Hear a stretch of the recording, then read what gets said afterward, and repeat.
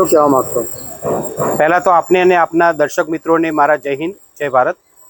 આપણે સૌ જાણીએ છીએ કે ગુજરાતના 182 ધારાસભ્યોમાંના એક ધારાસભ્ય જે 3 લાખ લોકોનું પ્રતિનિધિત્વ કરે છે એવા ચૈતરભાઈ વસાવા, ડેડિયાપાડાના ધારાસભ્ય, એમના તદ્દન ખોટા એવા કેસના અંદર આજે એમને 2 મહિના કરતાં વધુ સમયથી એ જેલમાં છે.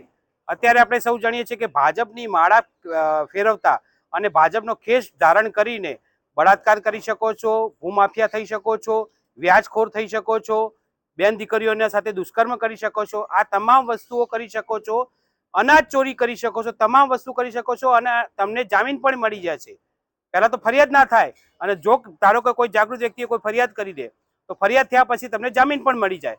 પરંતુ ચૈતરભાઈ વસાવા ખરા, એમને યેનકેન પ્રકારે આ ભારતીય જનતા પાર્ટીની તાનાશાહીના કારણે એમને યેનકેન પ્રકારે એમને જેલમાં રાખવાના પૂરેપૂરા પ્રયત્નો થઈ રહ્યા છે. આપણે સૌ જાણીએ છીએ કે નામદાર કોર્ટના અંદર કે હાઈકોર્ટના અંદર તારીખ પર તારીખ થઈ રહી છે અને એના અંદર સરકારી વકીલશ્રીએ કાલે એવું બહાનું બતાવ્યું છે કે ભાઈ વકીલોની હડતાલ છે, પરંતુ વકીલોની હડતાલ વકીલો માટે હોય. સરકારી વકીલ ખરા એ આનો ભાગ હોય નહીં.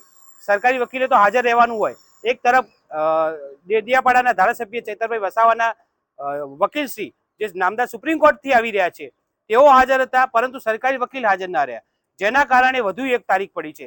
આના પહેલા એવી તારીખ પડી હતી કે ભાઈ સરકારી વકીલે એમ કહ્યું કે મને બદલવામાં આવશે, મતલબ સરકારી વકીલ બીજા આવવાના છે.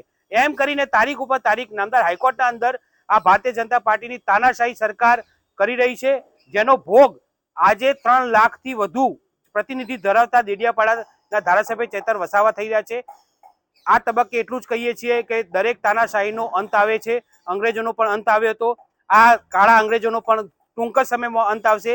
2027ના અંદર આ અંગ્રેજોનો અંત આવશે અને આમ આદમી પાર્ટીની સરકાર બનશે. ત્યારે જે અધિકારીઓ અત્યારે ભાજપના ટુકડા ઉપર પડી રહ્યા છે અને ભાજપને સારું લાગે એના માટે અમને જે હેરાન કરી રહ્યા છે એ લોકોને સચોટ આપણે એમને ચેતવણી આપીએ છીએ કે 27ના અંદર અમે હશું ને તમે હશું. જય હિન્દ, જય ભારત.